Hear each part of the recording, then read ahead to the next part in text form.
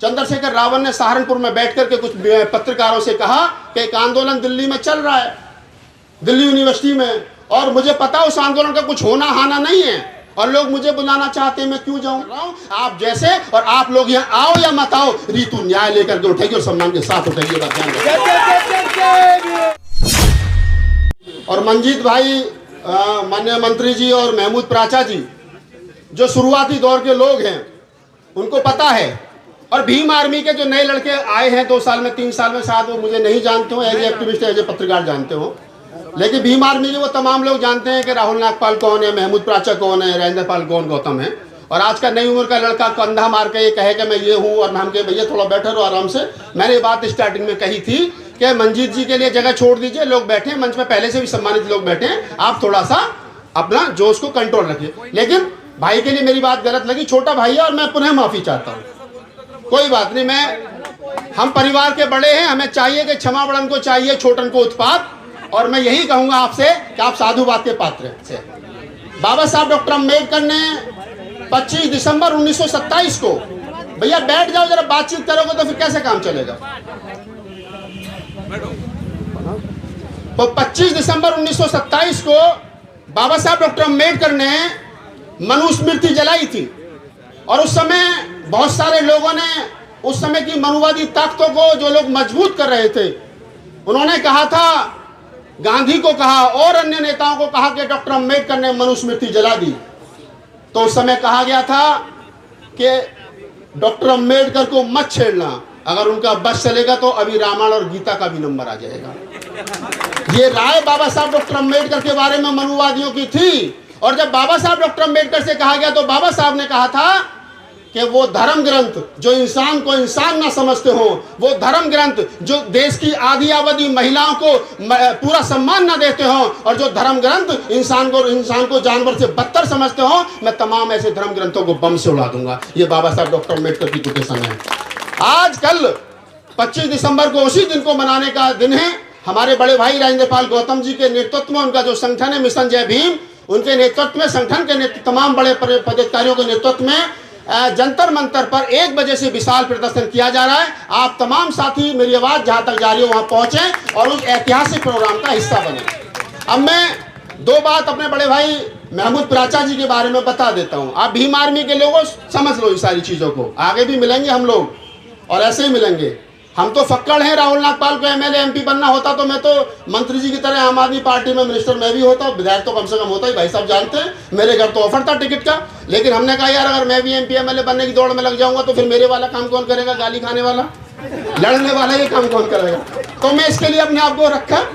तो आज मैं इसलिए ये बात कह रहा हूँ कि जब इस दिल्ली के अंदर रविदास मंदिर का आंदोलन लड़ा गया, ये बात महत्वपूर्ण बन जाती है मंजीत नौटियाल जी आपके सामने और तमाम भीम आर्मी और तमाम लोगों के सामने, कि जब वो आंदोलन लड़ा गया और जब जंतर मंतर संसद मार्ग पर उसकी परमिशन लेने की बात कही गई, तो चंद्रशेखर रावण का रात को मेरे पास फोन आया। उसने मुझसे कहा कि राहुल जी ये परमिशन लेनी है, तो वो परमिशन हमने ली। अगले 2 दिन के बाद में जब डीसीपी का फोन आया सुरजीत सम्राट के पास में, और सुरजीत ने मुझे फोन किया कि डीसीपी मिलने के लिए बुला रहा, तो हम वहां लोग पहुंचे। तो डीसीपी ने कहा कि आपने बताया था कि 500, 700, 1000 लोग आएंगे। हमारे पास में रिपोर्ट है एलआई की कि अभी तक 1 लाख से ज्यादा लोग तो दिल्ली में आ चुके हैं। तो मैंने कहा हमने तो 500 इन्विटेशन भेजे थे, अब ओपन कॉल कर रखे लोग 1 लाख आ गए, इसमें हम क्या कर सकते हैं। बाबा साहब के बेटे बेटियां हैं, इनको आने से हम रोक तो सकते नहीं है। आखिरकार डीसीपी ने मुझसे कहा कि आप एक काम कर लीजिए, हम आपको जंतर मंतर और संसद मार्ग के बजाय रामलीला मैदान दे देते हैं, आप अपने लोगों से बातचीत कर लीजिए। मैंने चंद्रशेखर को बोला कि संसद मार्ग की जगह हमको रामलीला मैदान मिल रहा है, बोले बात करो। मैंने कहा कि साहब ना मेरे पास मंच है, ना पानी है, ना होर्डिंग है, ना बैनर है, ना साउंड है, कुछ भी नहीं है। तो डीसीपी ने कहा कि वो सब कुछ लगवा करके हम देंगे, आप बस पहुंच जाना वहां। तो मैं सोचने लगा ये इतनी दरिया दिली क्यों दिखा रही है दिल्ली पुलिस हमारे ऊपर। जो पुलिस हमें लाठी लेकर के ढूंढ रही है, अमित शाह की पुलिस, वो इतनी दरिया दिली क्यों दिखा रही है। खैर मंच लगा और उस मंच पर जिन लोगों का कब्जा रहा आपने देखा, हम तो दूर दूर तक नहीं थे। बाद में 1 दिन पहले हमने चंद्रशेखर रावण के साथ बैठ करके अम्बेडकर भवन में जो रणनीति बनाई, वो रणनीति भी फेल हुई। और रणनीति फेल का नतीजा ये हुआ कि 86 लोग जेल में गए। 86 और 96 मैं 10 कम बता रहा हूँ, 96 लोग जेल में गए। और मैं महमूद प्राचा भाई और सुरजीत सम्राट जी उनकी तमाम टीम का धन्यवाद करता हूं कि उन्होंने वो लड़ाई लड़ी, वो मुकदमे वापस हुए, लोग अपने अपने घर सुरक्षित गए। ये महमूद प्राचा जी और उनकी तमाम लोगों की टीम थी।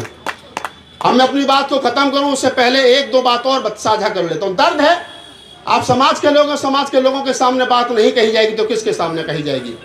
इस देश के अंदर जितने आंदोलन हुए, खास तौर से SC ST OBC के, वहां हर जगह भीम आर्मी के लोग पहुंचे और भीम आर्मी का सबसे बड़ा चेहरा जिसको आप कहते हैं हमारा सबका छोटा भाई चंद्रशेखर वहां पहुंचा। मुझसे तो छोटा 6 साल उम्र में भैया कह के बात करता, तो मैं तो आज ही वैसे ही करूंगा। लोगों के लिए नेता होगा, मेरा तो छोटा प्यारा भाई है, मैं तो हमेशा कहता हूँ और हमेशा रहेगा। मैं कहता हूं कि जब मनीषा वाल्मीकि कांड में वो पहुंचे मुझे अच्छा लगा, जब वो पहलवान बेटियों के साथ बैठे थे मुझे अच्छा लगा, और उन्होंने कहा कि जब तक पहलवान बेटियों को न्याय नहीं मिलेगा मैं यहीं जंतर मंतर पर डटा रहूंगा, तो मुझे अच्छा लगा। लेकिन जब यहाँ से 1 महीने पहले मैंने ये बात कही, जब लोगों ने मुझसे पूछा कि राहुल नागपाल जी आप तो भीम आर्मी में काम किए हो, प्रवक्ता रहे हो, आपने लिखने पढ़ने का काम किया है, आज आपका नेता आपका भाई कहाँ है चंद्रशेखर? तो ये सवाल का जवाब मेरे पास भी नहीं था, रीतू के पास भी नहीं था। मैंने कहा कि चंद्रशेखर को आना चाहिए, चंद्रशेखर को आना चाहिए, लेकिन वो आए नहीं। विनय रतन आए, विनय रतन से मेरी फोन पे बात हुई, वो आए, आज मंजित नौटियाल आए हैं। लेकिन उसके बाद चंद्रशेखर रावण ने सहारनपुर में बैठ करके कुछ पत्रकारों से कहा कि एक आंदोलन दिल्ली में चल रहा है, दिल्ली यूनिवर्सिटी में, और मुझे पता उस आंदोलन का कुछ होना हाना नहीं है और लोग मुझे बुलाना चाहते हैं, मैं क्यों जाऊं? तो हम ये कह देना चाहते हैं, भाई आप आइए, आपका स्वागत है। ये लड़ाई समाज की है और समाज की लड़ाई लड़ने के लिए दावत नहीं दी जाती, निमंत्रण पत्र नहीं छपते। ये बेटी, जितनी जाटों की बेटियां, जितनी पहलवान बेटियां महत्वपूर्ण थी, उससे ज्यादा ये बेटी महत्वपूर्ण है। इस बात को समझ लेना चाहिए। और मैं कह रहा हूं, और ये बात रिकॉर्ड करके मुझे पता है कल परसों तक सहारनपुर तक पहुंच जाएगी, आज ही पहुंच जाए, हो जाए शाम तक, कोई दिक्कत भी नहीं है, पहुंचनी चाहिए। मैं चाहता हूं पहुंचनी चाहिए। मैं कहता हूं कि मनीषा वाल्मीकि कांड में क्या हुआ, क्या न्याय मिला, ये तमाम लोगों को पता है। आधा अधूरा न्याय वकील साहब बेहतर तरीके से जानते हैं, भाई साहब बेहतर तरीके से जानते हैं। साक्षी मलिक और पहलवानों के मामले में क्या हुआ, जहां आप गए थे लड़कियां रोकर के भागी, उनको खदेड़ दिया गया। लेकिन मैं इस मंच से पूरे विश्वास के साथ दावा कर रहा हूं, आप जैसे और आप लोग यहाँ आओ या मत आओ, रीतू न्याय लेकर के उठेगी और सम्मान के साथ उठेगी। हक और हकूक की हिमाकत की है हमने, और हाँ अगर ये बगावत है तो बगावत की है हमने, बगावत की है हमने। मैं कहने को बहुत सारी बातें कह सकता हूं, आप भी लोग सुनने के मूड में हैं, लेकिन समय की अपनी सीमा है। फिर वही कहूंगा कि बस एक बात का गम है कि समय आज फिर कम है।